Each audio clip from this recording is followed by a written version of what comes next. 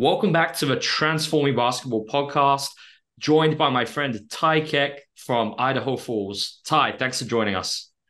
Absolutely excited to be here. So, Ty, when you first reached out to me, I had no idea where Idaho Falls was. You reached out, you're really interested in conceptual offense. And, since then, we've developed a friendship where I've come and worked with your varsity girls team, who are now, one of the better teams in Idaho. You've been using the CLA now for 2 years, I'd say, like in a very good way, becoming, really creative with how you're using it. And, I think it's been great seeing some of the things you've been coming up with. And then, of course, you came to Italy this summer and you helped me with one of the summer camps at College Prep. So awesome to have you on. Yeah, totally excited to be here and this whole journey with the conceptual offense and how I ended up here has been cool. And then, the extra side of that is, yeah, I've made some pretty cool connections from some of the people that I met in Italy this summer, some of the people that I've interacted with online over this stuff. And then, obviously the connection that you and I have kind of built over the last couple of years has been pretty fantastic. Absolutely. So let's start with that. And kind of, I'd love to know what has changed for Utah since, going all in on principles of play and using conceptual offense. What's been the biggest difference for you and the team? I think there's a lot of parts to that question that you could dive into. And sorry, you're getting kind of the glare off of my nice shiny head over here. But I think one of the biggest things that I have really been able to come away with out of this offense, it's more than an offense. It's really just more of a program design is really what I've kind of come to think of it as. I think the biggest takeaway has been my ability to let my players become players rather than me telling them what kind of players they're supposed to be and how they're supposed to play. And the best part of that's also the hardest part of that because I've had to give up a lot of freedom as a coach to be like, hey, you can have this responsibility. It's actually not mine to control. And I think that's was the hardest part, but it's also been the most freeing part. Yeah, absolutely. So, you know, the conceptual offense, it goes hand in hand with a constraint-led approach. And that's something we've spoken about, how it helps make sense when you're using a CLA and you have a different lens to view the game and you're adopting more principles of play. I think it actually makes it easier to know what you're doing, why you're creating small-sided games. So what would you say has been the biggest learning curve for you moving, I guess from, I wouldn't even say traditional because you kind of did drills. Maybe I'd say games approach to where you are now using a constraint-led approach. Right. And so, I mean, I came from a traditional background. Okay. Like, I didn't even know I that very time. much, yeah, I very much came from that. And then it was probably, 2016, 2017, I ended up starting to interact with basketball immersion, who you know very well, Fantastic. Oh, of obviously. course. An Um, amazing. and that's what Yeah. led to like the whole idea, like as I got into my own job as a coach, I started realizing that the things that I was doing weren't translating. We would run a drill in practice. We would run my favorite example is we would run 5-on-0 offense, and we used to run a flex style of offense back in the day, and we'd run our 5-on-0 and the kids would they would move perfect in it and it looked beautiful. And then you would go into, like an actual scrimmage type setting and none of it actually worked. And so that's really kind of what got me started was I was just seeing all these things that weren't connecting. And so I was on the look and on the prowl and kept finding things. And then when I got into, first the idea with basketball immersion and the games approach, really started to make those connections. And then when I moved all into this conceptual offense and the constraints-led approach, it really just made me realize how kind of far back I was in terms Sure. of allowing kids to grow. And so as I've gone into it, the biggest thing that I've learned is that without actually deconstructing a ton of skills or without actually spending a ton of like individual time on one-on-0 or really one-on-0 stuff with kids, I've actually gotten players to be better quicker by doing one-on-ones, two-on-ones, three-on-ones, and putting them in game situations that actually translate back to live play. And that's been Absolutely. one of my absolute biggest takeaways from the conceptual offense constraints-led approach. So I obviously, I think so many coaches have benefited from immersion and started to go through that journey of realizing there's another way. Um, so let's maybe look at a practice with your high school team. What would you say maybe are some of your favorite kind of small-sided games and constraint manipulations from the conceptual offense and the ideas kind of we've spoken about over the last few years? Yeah. So in terms of like the constraints, I will say that's probably been one of the biggest challenges. I think that's for most coaches. And for me in particular, that was one of the really big challenges was learning how to manipulate the constraints because at first it seems like this just like big huge pie to eat that you're like there's no way that I can do it, but it's still the best way to eat the elephants one bite at a time. And so like our first season we had a lot of mix of different things. It wasn't purely constraint led approach, it was conceptual, but it wasn't constraint led. So some of my favorite games that we do is I love the ability to take a disadvantaged game that, for example, one that we would do in the past would be like a 2-on-1 or a 1-on-2, 2-on-1, and we would play with just that like build up transition, right? And we wouldn't change really anything through. We just run that 3 or 4 or 5 times a practice, and it was good. Don't get me wrong; like that was actually one of our Sure. better translation things. But then we start adding little things like taking away advantages for a team, or one that we saw this summer that I absolutely loved was we started changing the playing space. For example, we did that transition build up, and you would have them play in 2/3 of the court and just a turnover for any other side of the court. Um, but there's so many things. Like I love the shooting that we do out of it. I love like our 4-man shells actually taken a huge leap forward because we still use 4-man shell every day. It's just like a staple of our practice plan. But because we can change so many constraints now and we can change the environment that the kids learn in just by making a few manipulations to what they can and can't do, it changes everything and it changes it a lot faster for them than it has in the past. And I would say I wouldn't even call it a shell because I've seen you're just going live basically with Yeah, different constraints. right. And it's like, that's the thing. Habits still die hard. Yeah, that's it. Like, you can take these, especially something like that, the shell drill, and it's so easy to turn it into a really easy task when you just think, okay, what can I do if we introduce this, if we change the space, if we change the starting position, the triggers, and now you have something that's really purposeful. So what challenges would you say, Ty, you've encountered understanding and getting to grips with a CLA and, not just within the varsity program, but I'd say because you're trying to implement this across your whole high school program for middle school, JV, feeder program, etc. Right. I think if we go in terms of like the overall program, the hardest part has been uh, indoctrination's the wrong word, but it's going to be what I use. Like the indoctrination of it all to all of my coaches. Like it can take some time. I mean, I've spent a lot of time in conversations with you, doing my own research on CLA, the ecological approach, differential learning. And Yeah, so for me, it came a lot quicker. But for some of my other coaches who maybe don't necessarily put in that time, and I mean, like we're not all going to put in the same amount of time, exactly. dispersing that information to them and getting them to understand the basis behind it takes a little bit longer. Now, I will say as I get more familiar with it and like going in this year, I feel like I could teach a new coach within a season kind of what our approach is and how it Sure. is instead of feeling like they were maybe learning with me day by day. Like I feel like Yeah. I could have them prepped as we go through the season well before they get to certain points of what we're trying to accomplish as we go through adding constraints. From a coaching perspective, I think one of the hardest challenges that I had, and it goes back to what I said earlier, is you really kind of have to give up a lot of that freedom and control. And I think for so many of us, that's probably the hardest thing to let go of because we feel like we're invaluable if we don't have get players doing what we want them to do through that direct instruction sometime and that direct like you need to do this, you need to do this, on this move, make it this way.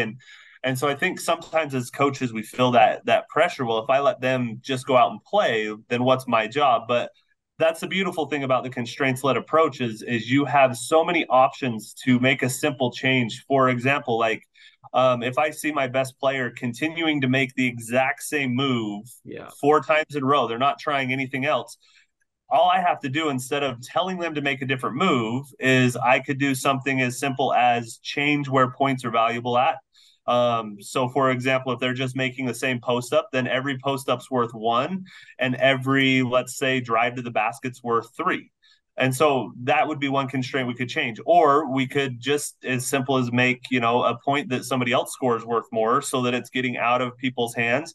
Or if you just like really the other one that we've done is we've just made a certain move a turnover. If Yeah. if they make that move Exactly. because we want them to And do you're something different, forceful we with it. just Yep. yeah. And so like I don't have to like the thing that I've found is I don't have to get as irritated. I mean, as irritated or vocal or aggressive sometimes with players as I've had to in the past because like I'm letting them build their own. In fact, and I think we've talked about this, but I tell my players this all the time.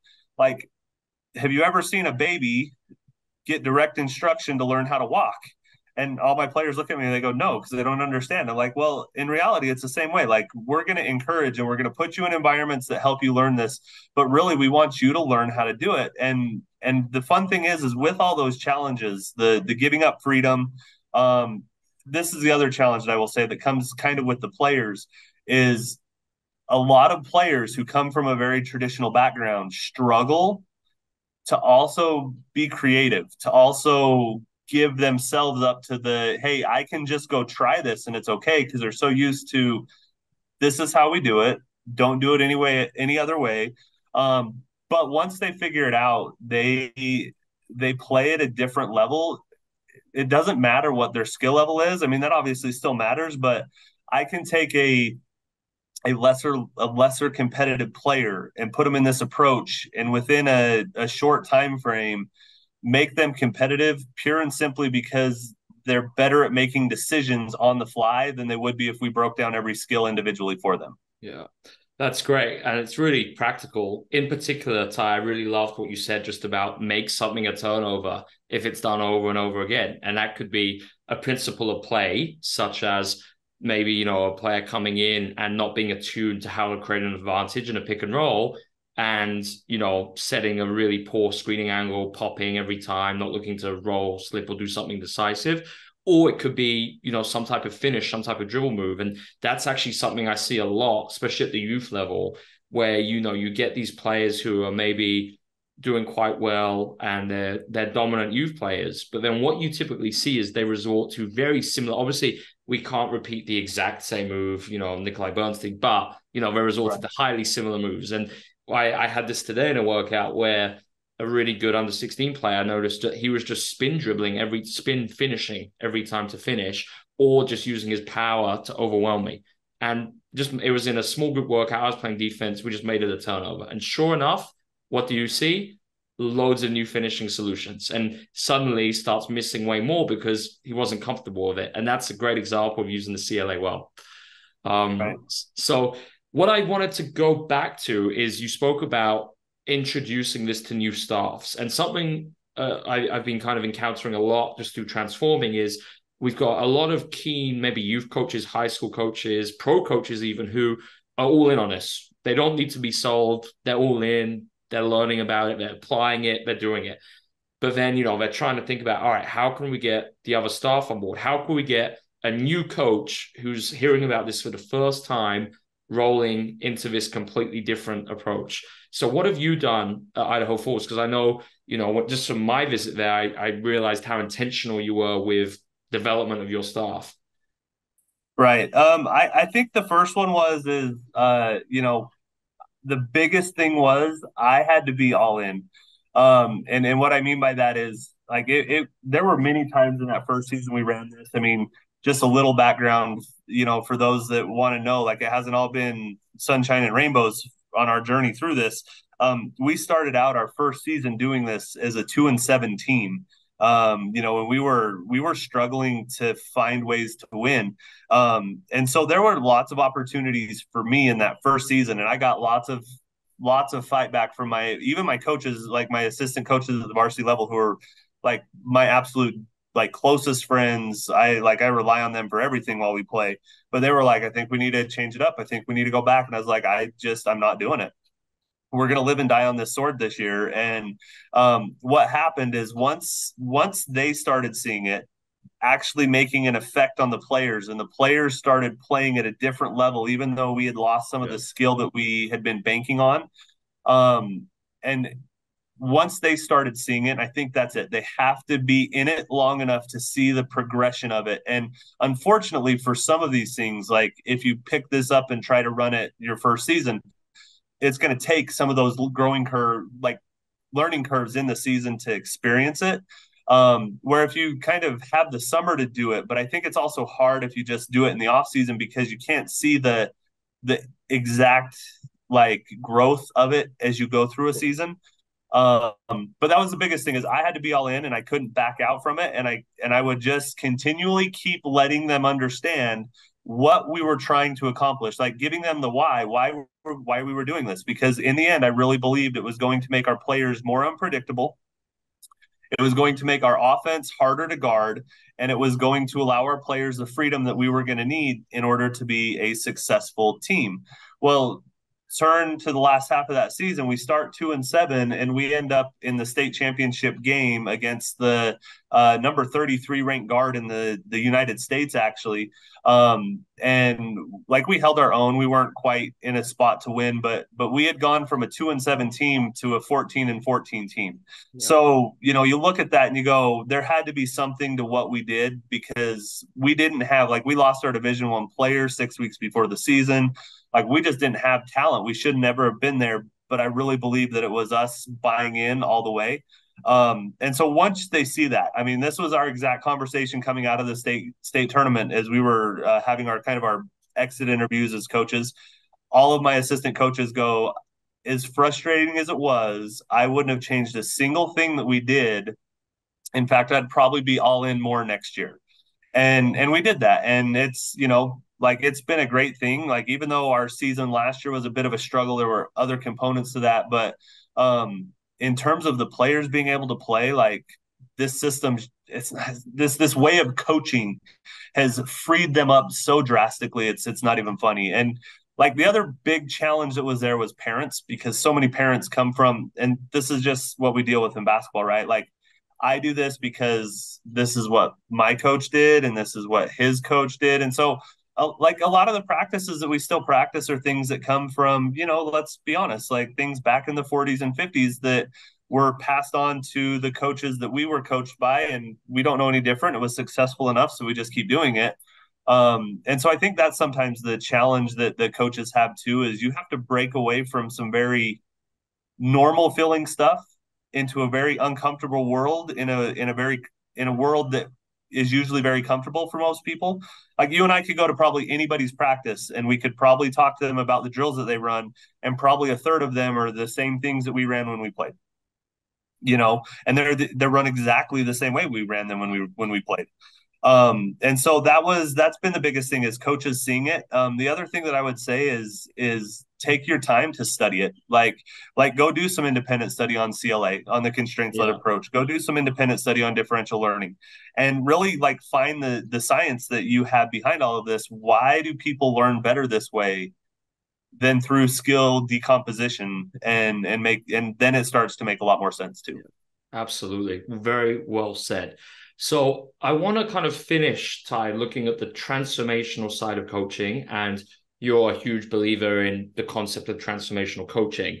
And just something I noticed with your girls is how a lot of environments I go into when I'm doing player clinics, camps, even coaching clinics, is it takes me like 5 minutes to unlock the players and for them to realize that this is different and that they can enjoy themselves, they can smile, they can have fun.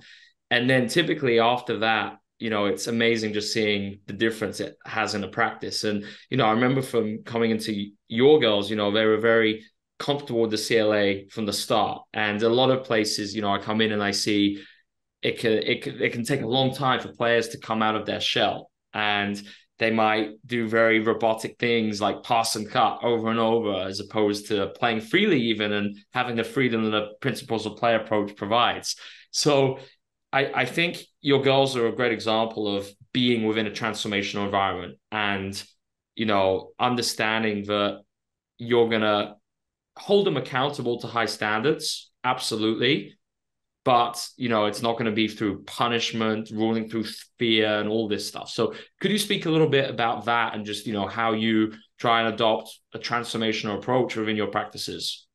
Yeah, I think that was always a really important thing for me, even well before this. Like I like being a transformational coach is, in my opinion, much harder than being your transactional coach, where it's like we're just here to get wins. We're here. I mean, for me, like I'll still a little bit. I don't know if we can, take a copyrighted thing, but I'll still a little bit from the Ted Lasso. Like it's not really about the wins and losses for us here, and we practice that way and we play that way. Now that doesn't mean that I don't want to win. That doesn't mean that I'm not competitive. It just means that we focus on the things that lead to winning, and we teach them how to be good at those things rather than teach them how to focus on the actual result, because the results so far out of our hands a lot of times. I mean, there's another team on the other side. There's officials on the other side. There's, how we like function as people day to day. So like there's so many things that can sway what the result is.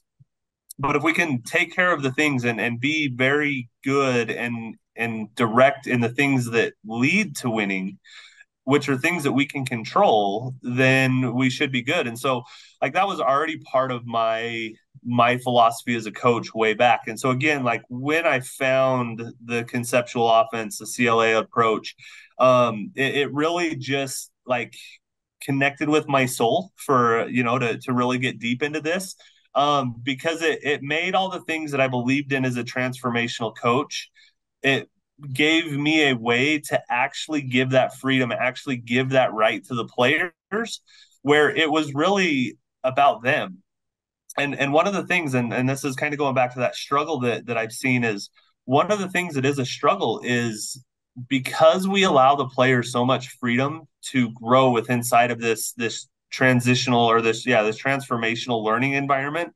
We're not always the spears that push a kid. So a lot of times we have a couple of the kids throughout a season that are just like, I don't really want to push myself that hard. And, it's not that we don't try to push them. It's not that we don't try to encourage them, but we're not like, I'm not over them. I'm not yelling at their face. I'm not, if they want to take the opportunities that we're providing, they're going to take them. And those that have grown tremendously. And those that kind of like look at it and go, I'm just going to blame coach, then, they just kind of stay behind everybody else. And it has actually become more apparent who and when I say good players, I'm not just talking about the talented ones, but the players that care about who they become. It really has expounded that ability within this. But the other thing that I would say with this is the way that we coach now, the way that we design practice, the intent with which we go into game planning and all of that stuff is so much more focused on the things that lead to winning versus the outcome. Like I was saying before, that you could go into our practice and we'll talk about our wins and losses, but you would never go into, maybe one or two of my practices would have these elements, but most of the time, like we're focused on them being better players, not them winning. And I know that sounds a little backwards as a coach, but what I've also seen is the more we focus on them learning how to win and them being players that win and doing the things that win, wins have actually taken care of themselves a lot easier than before. When we focus just on the wins and losses, Yeah. so that's been my biggest thing that like from the transformational side is it's provided me a way to really shape my environment even better, that the players really have a huge responsibility in really what happens with everything, you know. So it's been fun. I love that. So, Ty, maybe for other coaches, whether they're high school coaches, youth coaches, college, whatever, and they're interested in some of the things we discussed today, where could they find out more information about you? Maybe how could they reach out to you? What's the best way? Yeah, the best way is usually on my Instagram page, at coach. Let me make sure I have it correct really quick. This one has a little bit of information to it. But yeah, usually my Instagram, which is, I'll actually do this and see if this will work a little bit better. Sorry, I got to switch my profile over here. Coach underscore Ty, Ty underscore Keck is usually the best place. That's where I have been adding all of my constraint stuff. We put some pieces from our practices, from our camps, from stuff like that. I'm hoping to this year, as we go through Open Gym, start adding some actual descriptions to some of the drills that we've been doing. And letting, like, I don't care. Like, I think the world should see this, and this is what I tell people all the time. Like, I have no problem sharing what I know because if they take it and grow from it and can beat me, then I've got to get better myself. So I have no problem letting everybody know what we're doing and how we're doing it. You still got to be prepared to play us. So Fantastic. Ty, big thanks for jumping on the podcast, and looking forward to seeing how next season goes for you. yeah, absolutely, it's going to be good. It's going to be good. Thank you.